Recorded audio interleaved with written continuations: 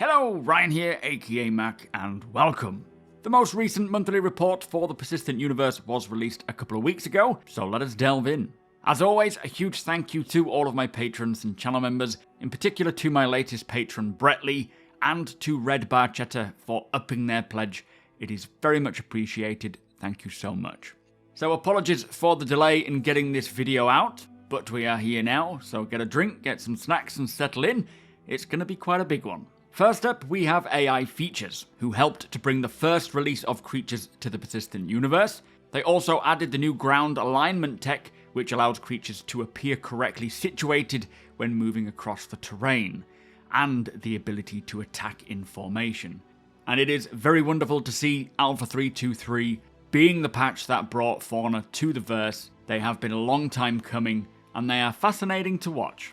Now for the AI tech team, they focused on the planetary navigation mesh, with the version implemented recently receiving significant improvements, providing stronger coupling with planetary terrain patches, allowing the mesh to generate correctly over the planet efficiently.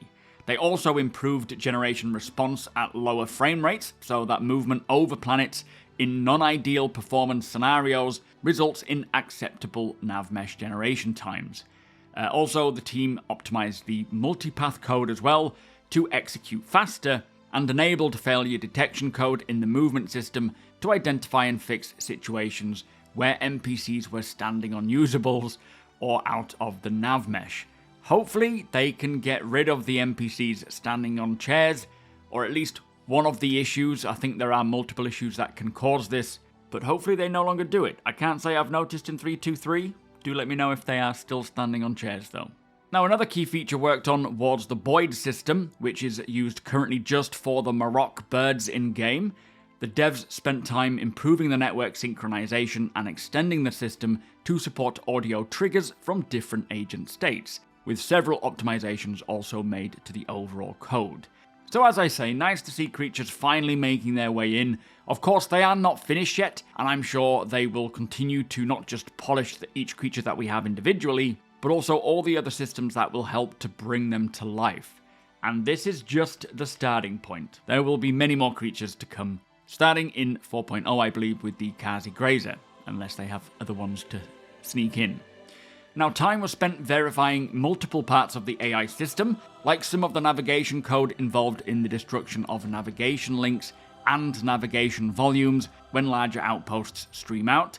They also moved the Pathfinder from running using background jobs to batch jobs, which allows for an increased number of calculations and provides much faster results and utilizes more CPU time where available, which they say should result in quicker response times for NPCs at lower frame rates. And I think last we heard 8 FPS for the server was pretty much the minimum FPS needed for the AI team to have NPCs being capable of performing somewhat okay. So I do wonder if this number has been reduced now. Anyway, progress was also made on the spaceship combat behavior, which is planned to release in Alpha 3.2.3, or has released in Alpha 3.2.3. That's how late I am with this video. And all fighters now use this behavior, which involves them using limited ballistic ammunition rather than infinite rounds as before. And finally, for AI tech, they implemented point defense cannons, which will protect capital ships from incoming missiles. That's going to be pretty cool to see. So very nice hearing that the NPCs now have finite ballistic ammo.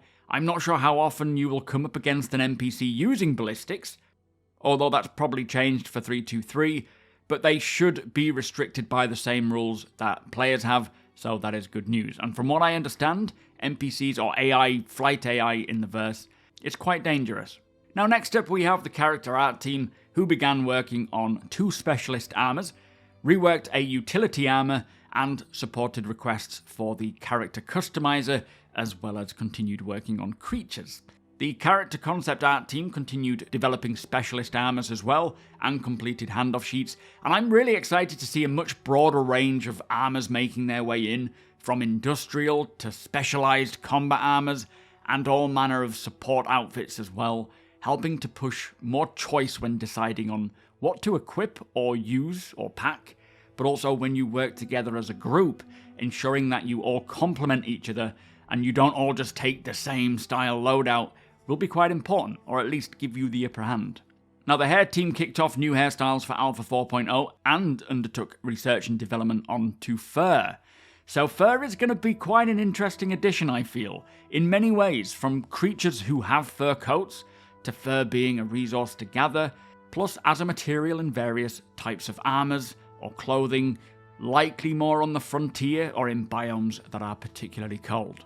Now, the audio team, this month they had a large section on the monthly report, with them completing their first milestone for Alpha 3.2.3 by overhauling the ship audio experience with new thruster sounds, which is rolling out to all ships, with the audio team saying, "The goal was to restructure our process of designing and implementing ship thruster audio in order to unify the setup of all ships and streamline our pipeline. This ensures that sound designers will have fewer sounds to design, but every asset will have a greater impact.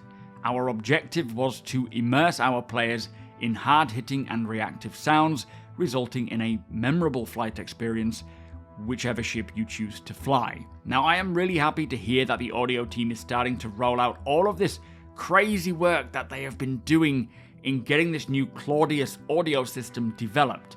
And all of the audio that we heard at CitizenCon recently as well, with the realistic effect now starting to come along. Now, I'm certain that this will take time to roll out in its entirety, but ships in 3.2.3 do sound a whole lot better. Not sure how many ships, but the Gladius in particular is very beefy.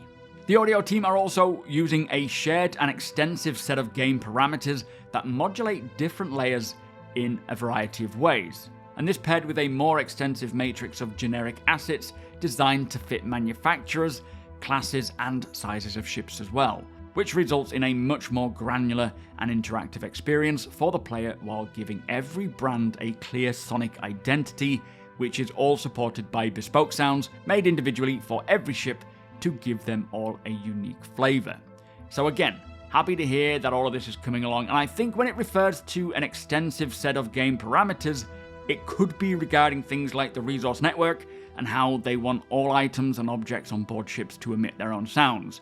Like, for example, components. The quantum drive could have a unique sound to that of a cooler, and that will also be tied into brands and manufacturers. But what makes it even more interesting, especially with the engineering systems, is that these components will likely sound different as they degrade or become damaged.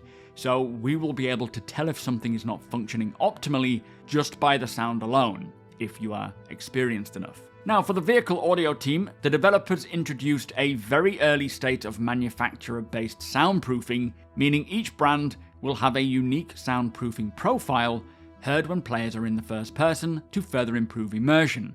And this is pretty mind-blowing when you think of the level of depth that they are going to here. And I presume ships made by, say, Drake, for example, will not offer the greatest level of soundproofing versus a brand like Origin. Such a cool idea, and these little details, especially in regards to sounds, will sell the feeling of actually owning each ship or vehicle. The new thruster audio features were rolled out as well to the Anvil F7A Hornet Mark II, and will be utilised on every new ship going forwards, with the team converting the older ships periodically. And after watching the Top Gun Maverick film again recently, I am pretty stoked to hear all of these changes roll out, as I really want to feel like I'm flying something that is being propelled and not just floating in the sky. Finally, we have the environmental audio team, who polished the first ambience pass for distribution centres while continuing to develop new systemic ambience. And although this new system is still early in development, the team will be able to add it into the distribution centres, improving the ambience for players at these locations. Plus, they finished their pass on new 3.2.3 features, including wildlife. Now on to the monster that has become the core gameplay team. For Alpha 3.2.3, they say a significant amount of time was invested into polishing and bug fixing, as well as reviewing feedback from the community to improve features where possible. Support was added for hit marker sounds, while recoil patterns were now the same for tap firing and when holding down the fire button. Now for jump points, the team enabled new fail states if a jump drive detaches or stops functioning, and they added tunnel push force from the edges of the map to help players stay on course. And finally, they implemented the first pass of procedurally generated tunnels from design parameters, including randomness, to tunnel shapes for variety. Now that gives us kind of some sense of what to expect when travelling through wormholes. Of course, we know certain people have had the chance to do so, but they weren't finished. That was just testing the transition of going from one shard to the next, not the actual experience of going through a jump point. Having this force pulling us along, slightly bouncing us off the sides if we gently get too close, sounds really cool, but of course we will be able to accidentally exit if we are too forceful. Also, in regards to exploration, having procedurally generated tunnels means that players with appropriate ships like the Karak will have a lot of work mapping these locations out, as I suppose actual maps for them might not be available, or they won't be in terms of a gameplay standpoint until a player has mapped it out and then sold that map on the Spectrum or wherever to other people to buy so that they know the course they need to take rather than going in blind. Really like the sounds of this. Now for the resource network and engineering, the team implemented a throttle that manages power in one SCU segments based on the updated UI design. I am not sure what that means by one SCU segments. If anyone does know, please do drop a comment below. Also, the item power range modifiers were added, which enables extra behaviors currently used for heat generation, with this now entering optimization for eventual release. And for the life support and room system, the team implemented filters that degrade over time, with the life support generator ceasing to work once all are used. And I'm really looking forward to having to monitor these systems, and as much as they will probably be increased for testing purposes on release, this will be dialed in so that it is not in need of constantly being changed. But of course, the more people you will have on board, the more oxygen will deplete, the more the filters or the scrubbers will have to work and will degrade. So it's something to keep in mind, but I do like the idea of when you set off on a quantum travel or a long journey, having a walk around, checking your systems, checking your rooms, making sure everything and all the components are working fine, getting a coffee, and then getting back to the pilot seat. Love it. So, moving on, gas propagation now uses accurate positioning within rooms, while atmospheres will equalize differently depending on whether they are high or low atmosphere environments. Now, this sort of stuff is really going to catch many of us off guard. Forgetting to, say, depressurize a room before we open a door will certainly be something that we will need to get used to, but overall it makes being on a spaceship feel like you're actually on a spaceship in space.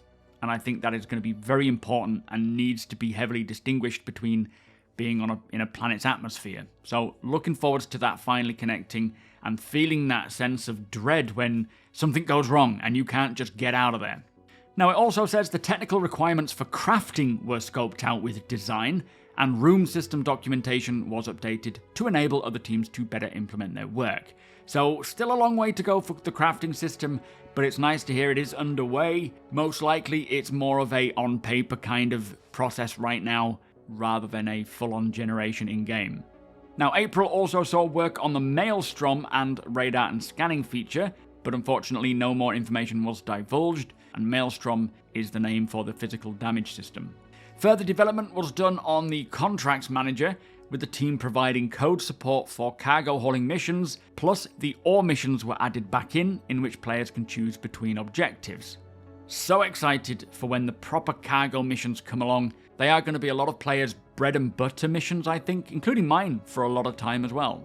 Now, reputation-based hostility was further worked on, alongside several issues and improvements, plus a new neutral zone was added, which is a special restricted area that all players have permission to be in, with NPCs ignoring reputation, relationships, and criminality, and reacting neutrally to everybody. However, access will be revoked for any non-justified hostile act, with everyone else seeing that person as hostile and attacking accordingly.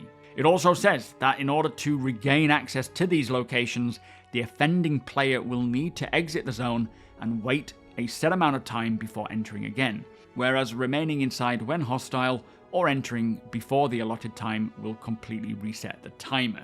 Now these sound like they're going to be pretty unique locations and will be a great place, I'm sure, to trade with criminals and legal players alike. So it could wind up being a very interesting spot for picking up something that is maybe difficult to get your hands on, but I am guessing that this particular setup, being initially developed now, is going to be used for the People's Republic of Levski when the Nix system comes along. So I'm really excited to see Levski come back. as we did have it in a sort of early state for a while, until they moved it out as it doesn't belong in Stanton. But Nyx, as we know, won't be too far behind Pyro, so it's great to hear the progress being made on that system. Now, for cargo, core gameplay progressed with freight elevators, item banks, and persistent hangars, and now that Alpha 3.1 is out, hopefully we will see a 0.2 come along with these features. That would be nice.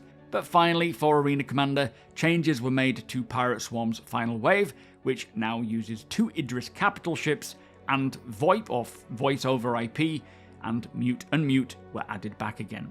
Now, for the in-game branding team, they worked closely with the vehicle teams to create brand identities for upcoming and existing vehicles. They also continued to develop in-house tools for all manufacturers, from ships to signage, which will be a versatile and invaluable tool for everybody working on the game, and lead to the unification of the different brands across the entire game as well. It's really nice to actually see the work that this team is doing for Star Citizen, but in particular for the vehicles, as having everything tied together visually is so important for selling that believability of each manufacturer, and that feel. When you buy a ship from a certain manufacturer, you know what you're going to get, just like we see with car manufacturers. Anyway, moving on to the Interactables team, they completed their work on the fire extinguisher recharge cabinets, including both high-tech and low-tech versions, and these will be placed in hangars for convenience and aid in ship fire gameplay. And as we know now, the fire hazard system will be rolling out in 4.0, which is Q3, and it is great to see these extinguishers having the ability to recharge when placed in their cabinets. I do like that idea.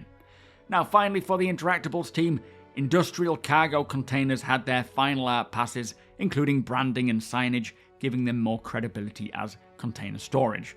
And it is not going to be long until the hauling profession in Star Citizen is completely overhauled. More on that in a second, actually. Now, for the lighting team, they spent time polishing distribution centers before moving on to instanced hangars and freight elevators, with the aim of making every interaction an engaging event. And it'll be a lot of fun watching a ship raise up on that hangar elevator, with all of the warning lights flashing and the main hangar lights dimming. Cannot wait for that experience. Now next we have the location team, who closed out features for 3.2.3. The Sandbox team are currently finalizing the last few outposts going into Pyro for Alpha 4.0, while supporting other locations teams with their tasks for the upcoming patch release. And it is going to be very interesting seeing how much further developed Pyro has been since we saw it during the Pyro Playground, with everything coming into Stanton like creatures, distribution centers, other planet-side locations like these settlements and homesteads. We have so many caves already as well, and rivers, and so much more. It is going to be one heck of a place when Pyro drops, because I feel like they're really going to push that tech even further. But finally, for the landing zone team, they finalized art for the Cargo Initiative and helped out other teams on 3.2.3. Now, for the mission team, they continued to polish content for 3.2.3 as well, including Xenothreat and the fauna-related missions. They also made quality of life improvements to missions, like the missing persons, as well as supported content for distribution centers. And I must say, I love the internal delivery missions. Now, work was done on the new contracts manager to ensure that it has all of the existing functionality alongside many new improvements. They made the commodity update journal entry a lower priority notification and reassessed what missions notify players when they are available. And it is much better now with 3.2.3 and how the MOBIGLASS and visor notification updates. It is much clearer and cleaner, and not having notifications pop up in the middle of the screen every time anything happens is wonderful. Although I would certainly love the ability to completely turn off any mission or journal notification, as I do tend to do stuff off my own back rather than the pre-built missions, because if I wanted one I would go and get one, which I think will become a lot more common as more systems roll out, where players will of course do these types of missions, but might not want to be continuously notified about them. Now, the team added additional high-quality content and further polished the cargo hauling and kill and collect missions, with the team saying, the various shipping companies of Stanton often outsource cargo hauling to freelancers through contracts, and these job board missions task the player with picking up the designated cargo shipment at one or more locations and offloading it at one or more destinations.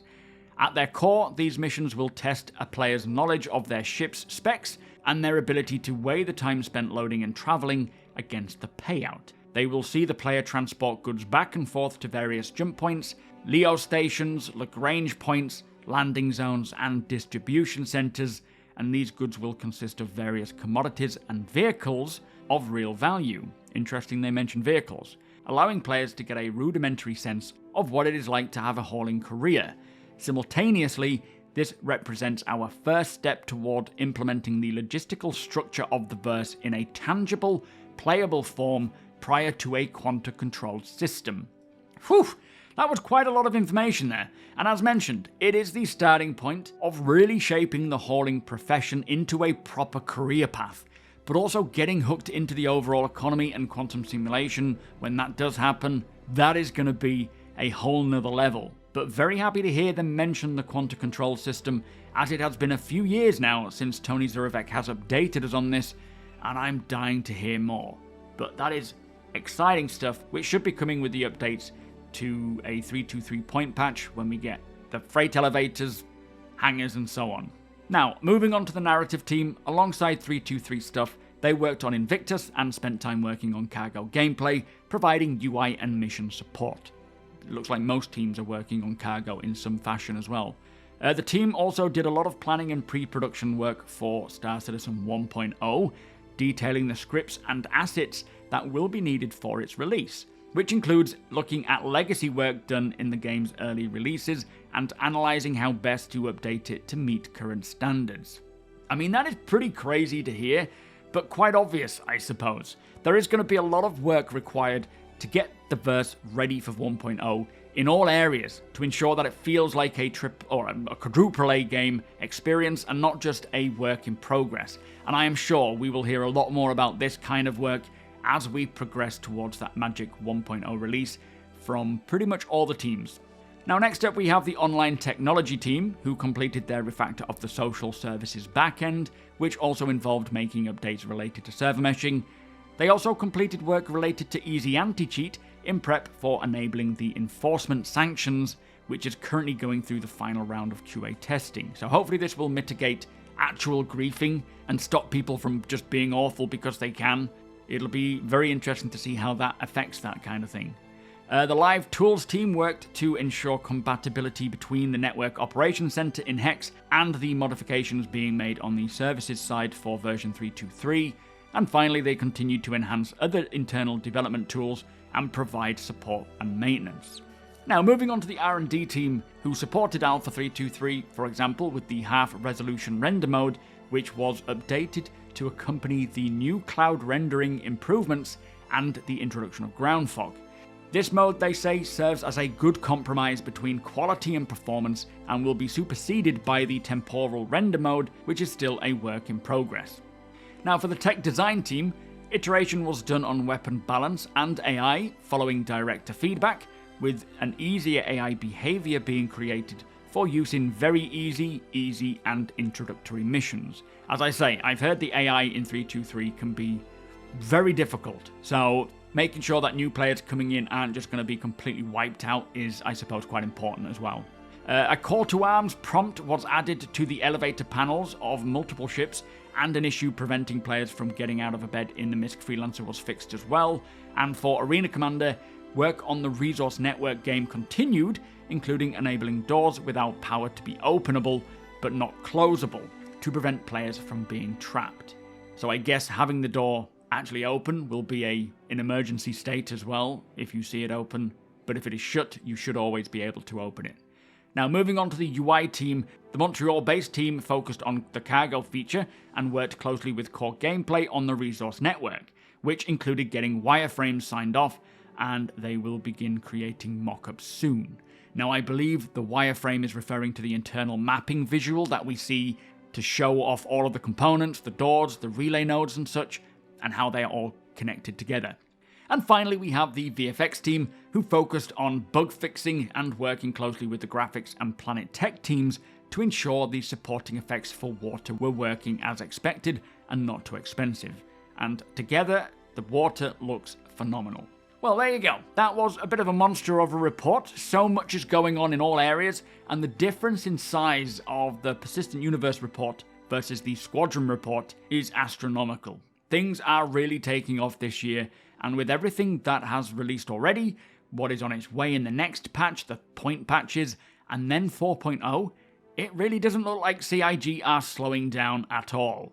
Now, before we go, if you would like to convert your smartphone or tablet into your ship's dashboard, be sure to check out GameGlass. It is an incredible piece of tech to really help immerse you into the Star Citizen universe.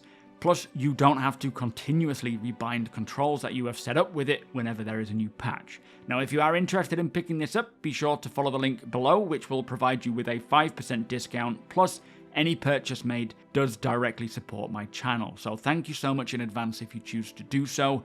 But with that said, if you do enjoy my videos, please do consider subscribing and helping the channel to grow. Also, come and hang out over at twitch.tv/SuperMacBrother. You are all more than welcome over there. And if you are new, a great place to ask your questions. Hit the thumbs up if you don't mind, it does the channel a big favour, and tick that notification bell if you'd like to be notified when my videos go live. Again, a huge thank you to my patrons and channel members. Thank you for watching, and I'll see you in the next one.